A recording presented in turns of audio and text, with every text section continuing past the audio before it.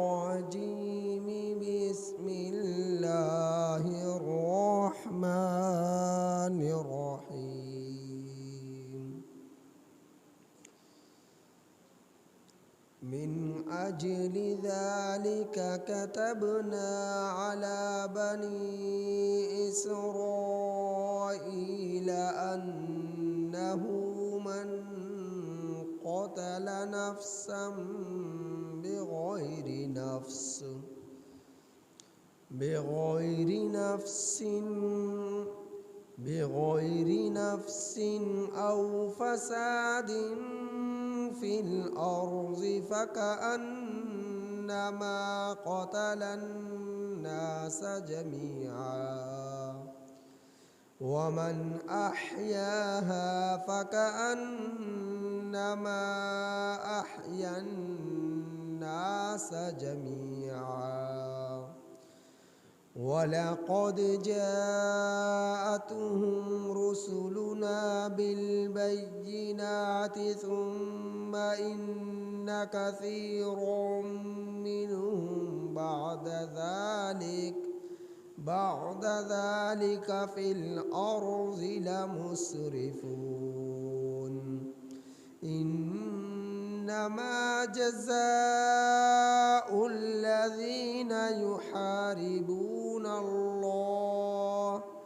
يحاربون الله ورسوله ويسعون في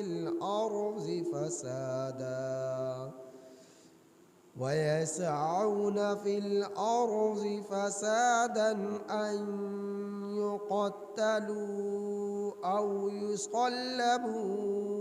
أو تقطع أيديهم وأرجلهم من خلاف أو ينفوا من الأرض ذلك لهم خزي في الدنيا ولهم في الآخرة عذاب عظيم إلا الذين تابوا من قبل أن تقدروا عليهم فاعلموا أن الله غفور رحيم۔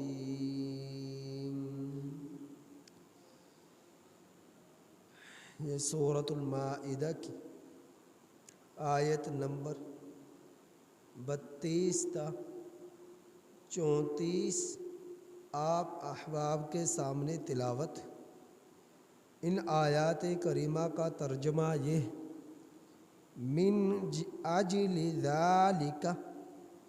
اسی وجہ سے، کتبنا، ہم نے لکھ دیا، علی بنی اسرائیل پر، انہو من قتل نفسا، بے شک جس نے قتل کیا ایک نفس کو، بغیر نفس، بغیر ناحق کسی نفس کو قتل کرنے کے، جس شخص نے قتل کیا ایک جان کو بغیر جان کے، او فساد فی الارض، یا بغیر فساد پھیلائے زمین میں، فکأنما، سو گویا کہ، قتل الناس جمیعا، اس نے قتل کیا تمام انسانیت کا، تمام لوگوں کا، ومن احیاہا، اور جس شخص نے زندہ رکھا، فکأنما احیا الناس جمیعا، سو گویا کہ اس شخص نے تمام انسانیت کو زندہ رکھا، تمام انسانوں کو زندہ رکھا۔ وَلَقَدْ جَاءَتْهُمْ، اور البتہ تحقیق ان کے پاس آئے رسولنا ہمارے رسول بالبینات واضح دلیلیں لے کر ثم پھر ان کثیر منہم بے شک ان لوگوں میں سے بہت سے بعد ذالک اس کے بعد فی الارض زمین میں لمسرفون البتہ اسراف کرنے والے ہوئے انما جزاء الذین بے شک سزا ان لوگوں کی کہ جو لوگ یحاربون اللہ لڑتے ہیں اللہ سے ورسولہ اور اللہ کے رسول سے ویسعون فی الارض اور کوشش کرتے ہیں زمین میں فساد کی ان یقتلوا یہ کہ ان لوگوں کو قتل کر دیا جاوے او یصلبوا یا ان لوگوں کو سولی پر لٹکا دیا جاوے او تقطع ایدیہم یا کاٹ دیے جائیں ان لوگوں کے ہاتھ وارجلہم اور ان لوگوں کے پاؤں من خلاف جانب سے او ینفوا من الارض یا دور کر دیے جائیں زمین سے ذالک لہم یہ ان لوگوں کے لیے خزی سزا ہے فی الدنیا دنیا میں وَلَهُمْ فِي الْآخِرَةِ اور ان لوگوں کے لیے آخرت میں عذاب عظیم بڑا عذاب ہے اِلَّا الَّذِينَ مگر وہ لوگ کہ جنہوں نے تابوا من قبل توبہ کر لی قبل اس کے پہلے اس کے ان تقدروا علیہم یہ کہ تم لوگ ان لوگوں پر قادر ہو فَاعْلَمُوا سو تم لوگ جان لو ان اللہ بے شک اللہ تعالی غفور بہت بخشنے والے رحیم مہربان ہیں رحم فرمانے والے ہیں۔ گزشتہ آیات کریمہ میں حضرت آدم علیہ السلام کے دو بیٹے قابیل اور حابیل کا قصہ آپ لوگوں کے سامنے بیان ہوا، جس سے یہ بات سمجھ میں آئی کہ نسبت صرف نسبت کام نہیں آیا کرتی جب تک کہ اندر کچھ نہ ہو۔ حضرت آدم علیہ السلام کے ایک بیٹے نے نافرمانی کی تو حضرت آدم علیہ السلام کی نسبت کام نہ آئی اور جہنم واصل ہوا، جہنم میں چلا گیا۔ اب اللہ رب العزت ان آیات کریمہ میں بیان فرما رہے ہیں کہ اسی وجہ سے اللہ تعالیٰ نے بنی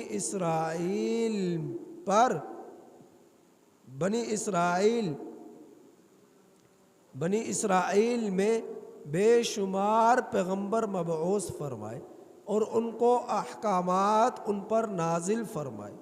کہ ایک ہی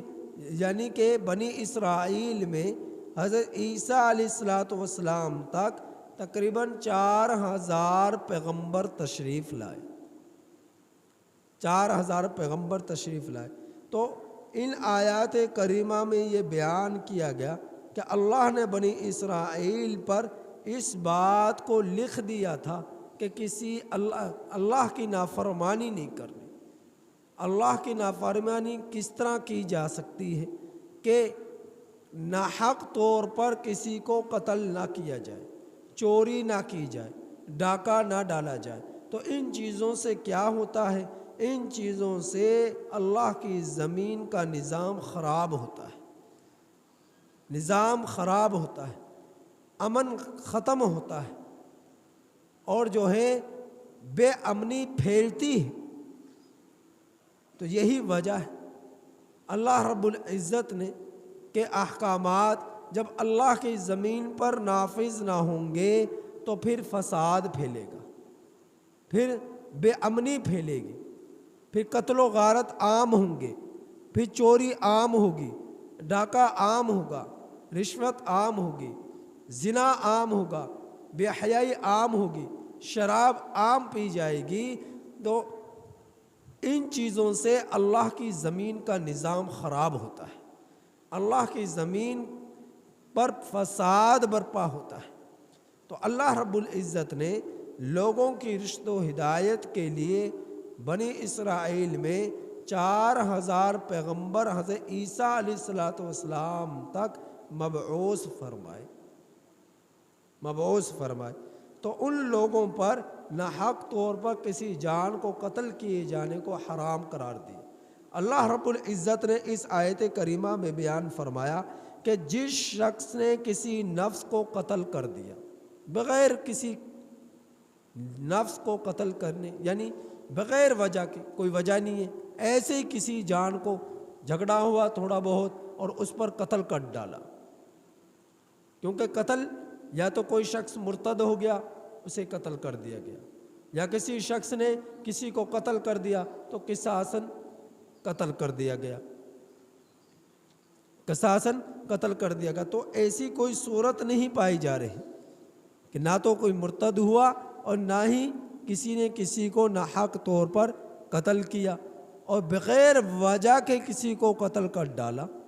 جان کو ضائع کر دیا۔ تو اللہ تعالیٰ فرما رہے ایک جان کو ضائع نہیں کیا بلکہ اس شخص نے پوری انسانیت کا قتل کیا۔ اور اگر اس شخص نے ایک جان کو زندہ رکھا تو اس نے گویا کہ پوری انسانیت کو زندہ رکھا، ایک جان کو بچا لیا، موت کے دھانے پر کھڑی تھی اس کی حفاظت کی، اسے بچا لیا، یا قتل نہ کیا، قتل پر جرت نہ کی جبکہ قتل کر سکتا تھا لیکن اللہ سے ڈرتے ہوئے قتل نہیں کیا، اسے زندہ رکھا، صبر کیا، تو اس نے گویا کہ پوری انسانیت کو زندہ رکھا۔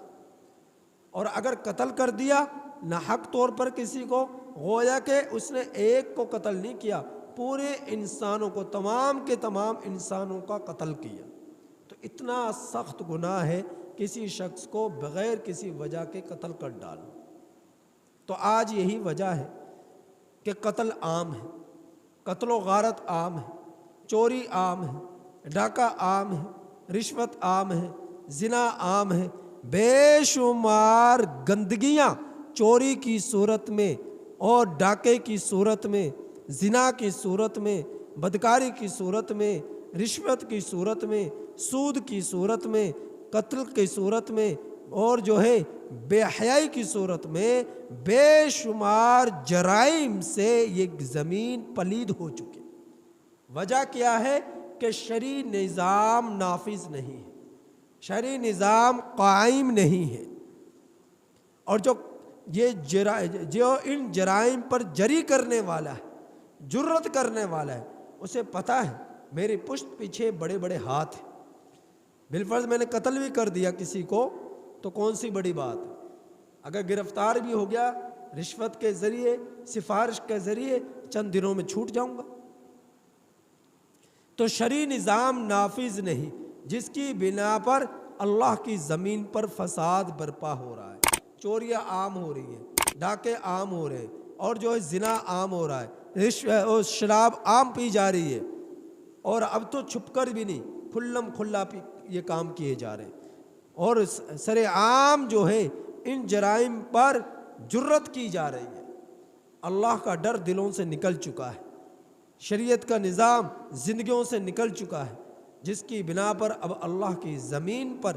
عذابات آ رہے ہیں، اللہ کی پکڑ آ رہی ہے، اللہ رب العزت کی طرف سے گرفت آ رہی ہے۔ تو ضرورت ہے کہ اللہ کی زمین پر اللہ کے نظام کو نافذ کیا جائے۔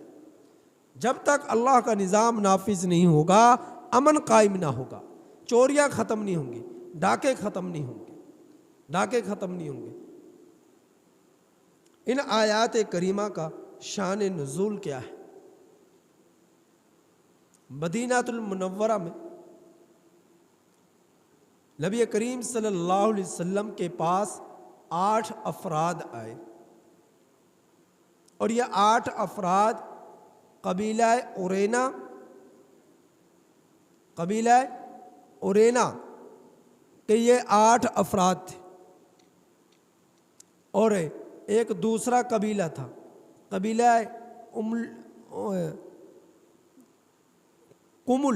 اکمل، اس طرح کر کے اس کا نام ہے دوسرے قبیلے کا۔ یہ 2 قبیلے کے 8 افراد نبی کریم صلی اللہ علیہ وسلم کے پاس تشریف لائے اور آ کر کہا کہ ہم اب مسلمان ہونا چاہتے ہیں۔ نبی کریم صلی اللہ علیہ وسلم نے فرمایا ٹھیک ہے، انہیں کلمہ پڑھا دیا گیا اور وہ مسلمان ہو گئے، اور آپ صلی اللہ علیہ وسلم کے پاس مدینہ میں کچھ دن ٹھہرے۔ جب کچھ دن ٹھہرے تو ان لوگوں کے معدوں میں بیماری پیدا ہو گئی، پیٹ خراب ہو گئے، کمزور ہو گئے، تو وہ لوگ کہنے لگے اے اللہ کے رسول صلی اللہ علیہ وسلم، یہاں کی سبزیاں کھا کر، یہاں کی آب و ہوا اور یہاں کی سبزیاں ہمارے لیے موافق نہ ہوئی، کہ جس کی بنا پر ہم بیمار پڑ گئے، کمزور ہو گئے، جبکہ ہم تو دودھ پینے والے لوگ تھے۔ تو اللہ کے رسول صلی اللہ علیہ وسلم نے فرمایا ٹھیک ہے، یہاں مدینہ سے کچھ دور بیت المال کے اونٹ ہیں، تم وہاں جاؤ، وہاں ان اونٹوں کا دودھ پیو، اور وہاں جگہ بھی کشادہ ہے، وہاں پر کچھ وقت گزارو، وہاں پر رہو۔ نبی کریم صلی اللہ علیہ وسلم نے ان سے کہا، وہ چلے گئے اور ان کے ساتھ ایک شخص کو بھیج دیا۔ اب وہاں جا کر انہوں نے ان اونٹوں کا دودھ پینا شروع کیا، کچھ دن وہاں پر رہے تو ان کی صحت بحال ہو گئی، وہ موٹے تازہ ہو گئے، صحت مند ہو گئے، بیماری ختم ہو گئی۔ تو ہوا یہ کہ جو وہاں پر اونٹوں کی دیکھ بھال کے لیے لوگ موجود تھے، ان میں سے ایک مدینہ میں کچھ ضرورت کے سامان لینے کے لیے چلا گیا، اور ایک وہاں پر موجود رہا۔ ابھی ان 8 افراد نے آپس میں مشورہ کیا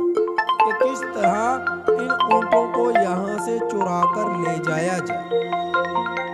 تو موقع کو غنیمت سمجھتے ہوئے کہ ایک شخص مدینہ میں چلا گیا اور ایک شخص وہاں موجود ہے، انہوں نے کیا کیا، اس شخص کے دونوں ہاتھوں کو باندھ دیا، اور باندھ کر اس کے آنکھوں میں سلاخیں اس کی آنکھوں میں ڈالی گئی، جس کی وجہ سے وہ اندھا ہو گیا، آنکھیں ضائع ہو گئی۔ وہ پانی مانگتا رہا، انہوں نے پانی نہ دیا، تڑپ تڑپ کر وہ صحابی شہید ہو گئے، وفات پا گئے۔ اور یہ 8 افراد بیت المال کے ان اونٹوں کو لے کر بھاگے۔ اب دوسری سمت مدینہ میں نبی کریم صلی اللہ علیہ وسلم کے صحابہ کو خبر ہوئی، آپ صلی اللہ علیہ وسلم کے علم میں آیا، تو حضرات صحابہ اکرام رضی اللہ تعالیٰ عنہم اجمعین کی ایک جماعت ان کو پکڑنے کے لیے بھاگی، یہاں تک کہ ان 8 کے 8 افراد کو گرفتار کر لیا گیا۔ جب گرفتار کر لیا گیا تو اللہ کے رسول صلی اللہ علیہ وسلم نے ارشاد فرمایا، ان 8 افراد کو کھلے میدان میں سولی پر چڑھاؤ، اور میخوں کے ذریعے، مضبوط رسیوں کے ذریعے ان کو باندھ ڈالو، اور پھر ان پر نیزے مارو۔ 3 دن تک سولی پر لٹکا کر انہیں نیزے مارتے رہو کہ یہ تڑپ تڑپ کر مر جائے۔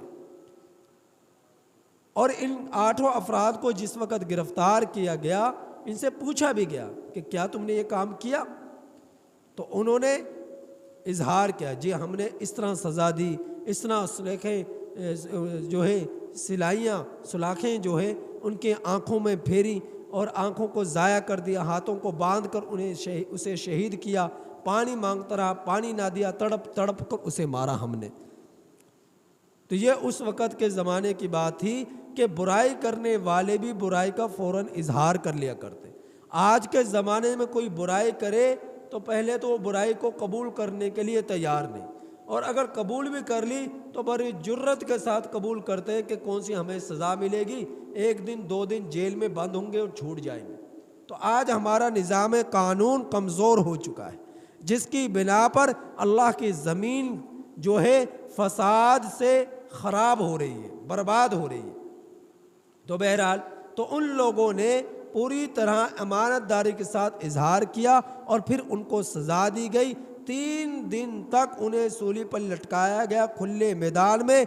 اور مضبوط رسوں کے ذریعے، میخوں کے ذریعے انہیں گاڑا گیا، اور پھر ان پر نیزے برسائے گئے، یہاں تک کہ 3 دن تک وہ تڑپ تڑپ کر 8 کے 8 افراد مر گئے۔ یہ تھی ان ڈاکوؤں کی سزا، یہ تھی ان ڈاکوؤں کی سزا۔ تو اللہ رب العزت نے ان آیات کریمہ میں بیان فرمایا کہ انہو من قتل، کہ یہ واقعہ جو ہے ان آیات کریمہ کا شان نزول ہے، اور ان آیات کریمہ میں بیان یہ ہوا کہ ہم نے بھیجا بنی اسرائیل پر، ہم نے لکھ دیا بنی اسرائیل پر یہ مسئلہ، یہ حکم کہ جس شخص نے قتل کیا ایک جان کو بغیر جان کے، یعنی کوئی قتل بھی نہیں کیا اور بغیر قتل کیے کہ بغیر کسی وجہ کے ایک نفس کو قتل کر ڈالا، او فساد فی الارض، یا خراب کیا، فساد پھیلایا زمین میں، چوری کے ذریعے، ڈاکے کے ذریعے، رشوت کے ذریعے، زنا کے ذریعے، فَكَأَنَّمَا قَتَلَ النَّاسَ جَمِيعًا، تو گویا کہ اس شخص نے تمام انسانیت کا قتل کیا۔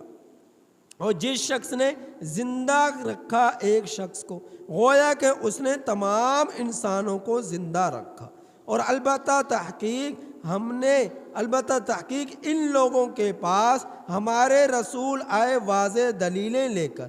پھر ان میں سے بہت سے لوگ اس کے بعد زمین میں اسراف کرنے والے ہوئے، چوری کرنے والے ہوئے، زنا کرنے والے ہوئے، ڈاکے ڈالنے والے ہوئے، اللہ کے نظام کو زمین پر نافذ نہ کرنے والے ہوئے، بلکہ تباہ کرنے والے ہوئے، نافرمانی کرنے والے ہوئے۔ تو بے شک ان لوگوں کی سزا کہ جو لڑتے ہیں اللہ سے اور اللہ کے رسول سے، کیا ہے لڑائی؟ کہ یہ لوگ اللہ کے حکموں کو توڑ کر زنا کرتے ہیں، یہ لوگ اللہ کے رسول کی نافرمانی کر کر چوری کرتے ہیں، ڈاکے ڈالتے ہیں، رشوت لیتے ہیں، سود کھاتے ہیں، وَيَسْعَوْنَ فِي الْأَرْضِ فَسَادًا، اور فساد زمین میں پھیلانے کی کوشش کرتے ہیں۔ تو ان لوگوں کو سزا دی جائے۔ اب سزا آگے کیا ملے گی اس کا بیان۔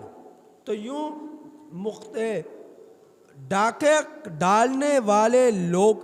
جو کہ لوگوں کی مختلف نوعیتیں ہیں، 4 قسم کے لوگوں کو 4 قسم کی سزا ہے،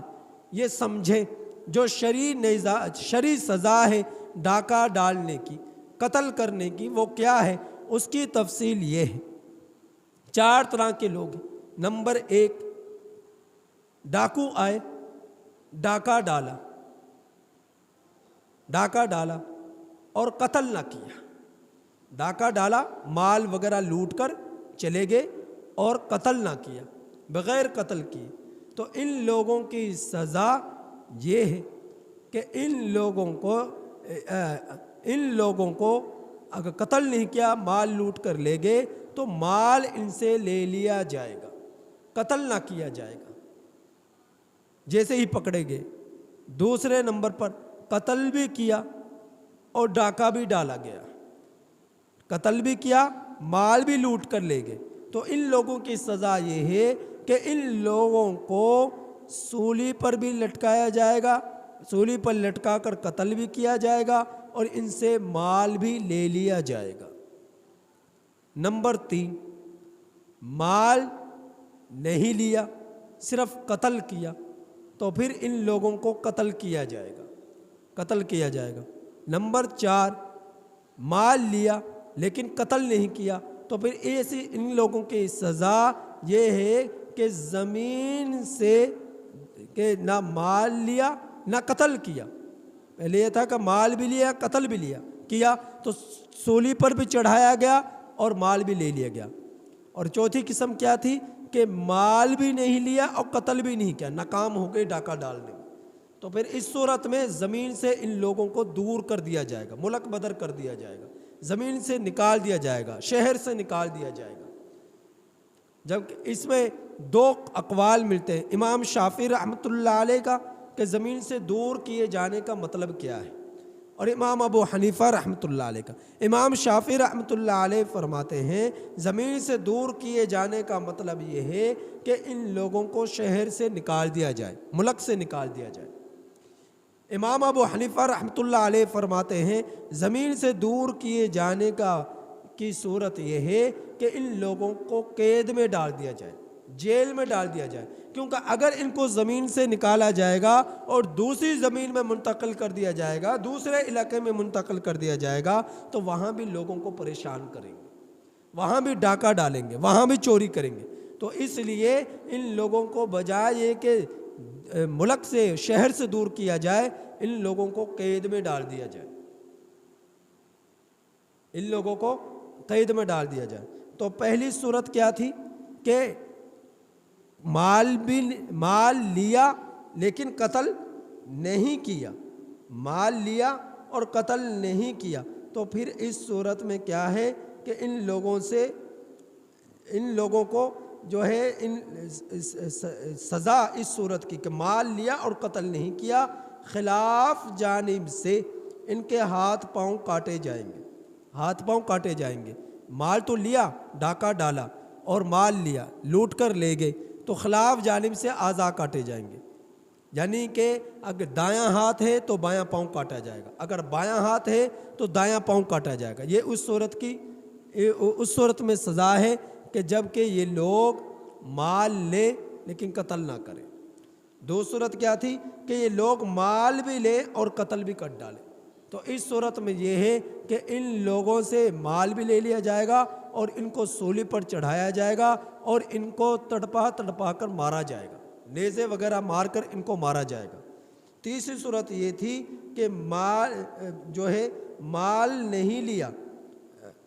قتل کیا، مال نہیں لیا، تو قصاصاً ان لوگوں کو قتل کیا جائے گا۔ چوتھی صورت یہ تھی کہ مال بھی نہیں لیا اور قتل بھی نہیں کیا، پھر یہ تھا کہ شہر سے نکال دیا جائے گا۔ یہ چار صورتیں بنتی ہیں۔ قرآن کریم میں ان چاروں صورتوں کی سزا یہ بیان کی گئی، ان یقتلوا، یہ کہ ان لوگوں کو قتل کر دیا جائے، او یصلبوا، یہ یا ان لوگوں کو سولی پر لٹکا دیا جائے، او تقطع ایدیہم وارجلہم من خلاف، یہ یا ان لوگوں کے ہاتھ اور پاؤں خلاف جانب سے کاٹ دیے جاویں یا ان کو زمین سے دور کر دیا جائے۔ تو یہ چار سزائیں ہیں، نمبر 1 قتل کرنا، نمبر 2 سولی پر لٹکانا، نمبر 3 خلاف جانب سے اس کے ہاتھ پاؤں کو کاٹ ڈالنا، نمبر 4 زمین سے دور کر دیا جانا۔ تو ذالک لہم خزی فی الدنیا، یہ ان لوگوں کی سزا ہے دنیا میں، وَلَهُمْ فِي الْآخِرَةِ عَذَابٌ عَظِيمٌ، اور ان لوگوں کے لیے آخرت میں بڑا عذاب ہے۔ دنیا میں تو یہ سزا ملی اور آخرت میں بھی ان کے لیے بڑا عذاب ہے۔ إِلَّا الَّذِينَ تَابُوا مِن قَبْلِ، مگر وہ لوگ جو پکڑے جانے سے پہلے توبہ کر لی، ڈاکہ ڈالا، مال لوٹ کر لے گئے، لیکن ان لوگوں نے توبہ کر لی، اللہ رب العزت سے صلح کر لی، توبہ کر لی کہ آج کے بعد چوری نہیں کریں گے، آج کے بعد ڈاکہ نہیں ڈالیں گے۔ اب توبہ کر لی تو اللہ کی طرف سے اللہ کا حق تو معاف ہو جائے گا، اللہ تو معاف کر دیں گے، لیکن بندوں کا جو نقصان پہنچا ہے وہ معاف نہیں ہوگا، کیونکہ وہ معاملات سے تعلق رکھتا ہے، حقوق العباد سے تعلق رکھتا ہے، یہاں تک کہ وہ بندے خود اس کو معاف کر دے یا ان کا لوٹا ہوا مال ان کو واپس کر دیا جائے۔ تو یہ آخری آیت میں یہ اللہ نے بیان فرمایا، إِلَّا الَّذِينَ تَابُوا مِن قَبْلِ أَن تَقْدِرُوا عَلَيْهِمْ، مگر وہ لوگ جنہوں نے توبہ کر لی قبل اس کے کہ تم لوگ ان لوگوں پر قادر ہو، یعنی ان لوگوں کو گرفتار کر لو، پکڑ لو، اس سے پہلے توبہ کر لی۔ فَاعْلَمُوا أَنَّ اللَّهَ غَفُورٌ رَحِيمٌ، سو جان لو بے شک اللہ تعالیٰ بہت بخشنے والے مہربان ہیں۔ تو اللہ توبہ کو قبول کرنے والے ہیں جو صدق دل سے اللہ سے توبہ کرے، اور جو توبہ نہ کرے، ضد پر اڑا رہے، پھر اللہ کی طرف سے آخرت میں سزا بھی سخت ہے اور دنیا میں بھی سزا ان لوگوں کے لیے سخت ہے۔ تو آج زمین میں آج ملک میں، آج دنیا میں اگر کوئی ایسے کام کرے کہ چوری کرے، ڈاکہ ڈالے، قتل کرے اور شرعی سزا ان پر، شرعی حد ان پر جاری ہو جائے، تو 2-4 جو ہے لوگوں کو سزا دے دی جائے کھلے میدان میں پر تمام لوگوں کے سامنے، تو یقین جانیے گا لوگوں میں جرائم ختم ہو جائے، جرم ختم ہو جائے، قتل و غارت ختم ہو جائے، زنا ختم ہو جائے۔ اب ہوتا یہ ہے کہ زنا کرنے والا بھی چند دنوں میں جیلوں سے رہا ہو جاتے ہیں، یا تو رشوت کے ذریعے یا سفارش کے ذریعے۔ چوری کرنے والے بھی چند دنوں میں رہا ہو جاتے ہیں، اور ڈاکہ ڈالنے والے بھی رہا ہو جاتے ہیں، البتہ تو انہیں گرفتار ہی نہیں کیا جاتا، اور گرفتار بھی ہو جائیں تو پھر کیا ہوتا ہے کہ ان لوگوں کے پاس جو چوری کا مال تھا، ڈاکے کا مال تھا، تو ایسی ان سے کمپرومائز کی جاتی ہے کہ آپ ایسا کرو، ہمیں رہا کر دو، جتنا مال 1 کروڑ یا 2 کروڑ ہم نے چوری کیا ہے ان میں سے 50 لاکھ تمہارے اور 50 لاکھ ہمارے۔ چند ٹکوں کی خاطر ہمارے جو ہے قلم بک جایا کرتے ہیں، چند ٹکوں کی خاطر ہمارا نظام کمزور ہو جایا کرتا ہے، جس کی بنا پر امن ختم ہو گیا زمین سے، فساد جو ہے زندہ رہا زمین پر، فساد زندہ رہا زمین پر، اور امن جو ہے وہ ختم ہو گیا۔ تو اور پھر یہ کہا جاتا ہے کہ اس طرح سزا دینا، سولی پر لٹکانا، ہاتھوں کو کاٹنا، یہ تو بڑا ظلم ہے۔ آپ اندازہ کیجئے، یہ تو ظلم ہو گیا، ہاتھوں کو کاٹنا یا سولی پر لٹکانا یا نیزے مار کر ان کو قتل کرنا، یہ تو ان کے لیے سخت سزا ہوگی۔ تو آپ یہ دیکھیں، جو یہ ڈاکہ ڈال رہے ہیں، چوری کر رہے ہیں، کتنوں کو قتل کرتے ہیں، کتنوں کو گولیاں مارتے ہیں، اور کتنے عورتوں کے ساتھ ریپ کرتے ہیں، زنا کرتے ہیں، مال بھی لوٹتے ہیں اور زنا بھی کرتے ہیں، بدکاری بھی کرتے ہیں زبردستی، اور پھر قتل بھی کرتے ہیں۔ یہ کیا ہے؟ کتنے ڈاکو ایسے ہیں، کتنے چور ایسے ہیں، گھروں میں گھس کر آئے دن یہ واقعات آتے ہیں کہ عورتوں کے زیورات بھی لے لیے، اور ان کے ساتھ زبردستی بے حیائی بھی کر لی، اور پھر ان کا مال بھی لوٹ لیا، اور قتل بھی کر ڈالا، ان کی عزت پہ ڈاکہ بھی ڈالا، اور مال بھی لوٹ کر لے گئے۔ یہ کیا یہ نرمی ہے؟ ان کے ساتھ یہ سلوک کیا جائے کہ ان سے کچھ نہ کہا جائے، یا چند دنوں کے لیے جیل میں بند کر ان کو رہا کر دیا جائے؟ نہیں، ان لوگوں کے لیے سخت سزا قرآن میں بیان کی گئی ہے کہ ان لوگوں کو قتل کیا جائے، ایسا قتل کیا جائے کہ ان لوگوں کو کھلے میدان کے اندر سولی پر لٹکایا جائے اور نیزے مار مار کر ان کو قتل کیا جائے، تو باقی لوگوں کے لیے، چوروں کے لیے، ڈاکوں کے لیے یہ لوگ عبرت کا نشان بنے۔ لیکن ایسی جو قرآن میں واضح طور پر سزا ہے، لیکن کیا ہمارے قانونوں میں، ہمارے جو ہے فیصلے کرنے والوں میں یہ سزا بیان کی جاتی ہیں، نافذ کی جاتی ہیں؟ نہیں، کوئی سزا نافذ نہیں کی جاتی۔ چند مہینوں کے لیے، چند سالوں کے لیے بند کر دیا گیا، اور پھر رہا کر دیا گیا، رشوت کے ذریعے، سفارش کے ذریعے، اوپر سے جو پشت پر بڑے بڑے ہاتھ ہیں ان کے ذریعے، تو جس کی وجہ سے اللہ کی دھرتی، اللہ کی زمین فساد سے زندہ رہی، فساد اس پر بڑھتا گیا، یہاں تک کہ پھر اللہ کی طرف سے یہ عذابات آنا شروع ہوئے کہ سیلاب آ رہے ہیں، طوفانی بارشیں آ رہی ہیں، اور جو ہے ان عذابات کے نتیجے میں بیچارے معصوم بھی پس رہے، بے گناہ بھی پس رہے، اور اس کے کن کے نتیجے میں پس رہے؟ ان ظالموں کے نتیجوں میں پس رہے جو زنا کر رہے ہیں، بدکاری کر رہے ہیں، سود کھا رہے ہیں، رشوت لے رہے ہیں، بے حیائی کر رہے ہیں، چوری کر رہے ہیں، ڈاکے ڈال رہے ہیں۔ ان کی بنا پر چند بدبختوں کے نتیجے میں معصوم بچیاں بھی جا رہی ہیں، معصوم دودھ پیتے بچے بھی بہہ رہے۔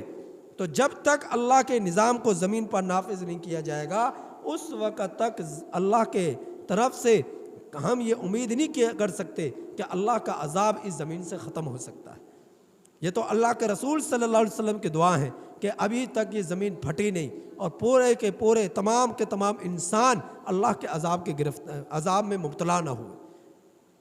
لاکھوں کی صورت میں، کروڑوں کی صورت میں لوگ ہیں اور لاکھوں کی صورت میں ہی جا رہے، تو اللہ تعالیٰ ہم لوگوں کے ضمیروں کو بیدار کر رہے کہ سنبھل جاؤ، توبہ کر لو، ورنہ وہ وقت دور نہیں ہے۔ آج جنوبی پنجاب میں اگر یہ عذاب آیا تو یہاں بھی آ سکتا ہے، لاہور میں بھی آ سکتا ہے، مختلف علاقوں میں بھی آ سکتا ہے۔ تو اللہ تعالیٰ بیدار کر رہے، لہٰذا ہمیں توبہ طائب ہونے کی ضرورت ہے، اللہ تعالیٰ سے مغفرت مانگنے کی ضرورت ہے، تو گناہوں سے اللہ رب العزت کے سامنے پشیماں ہونے کی ضرورت ہے کہ اللہ ہم نادم ہیں اپنے گناہوں پر، تم ہماری مغفرت فرما، تو ہماری بخشش فرما، یا اللہ تو ہمیں معاف فرما۔ اللہ سے دعا ہے کہ اللہ تعالیٰ عمل کی توفیق نصیب فرمائے۔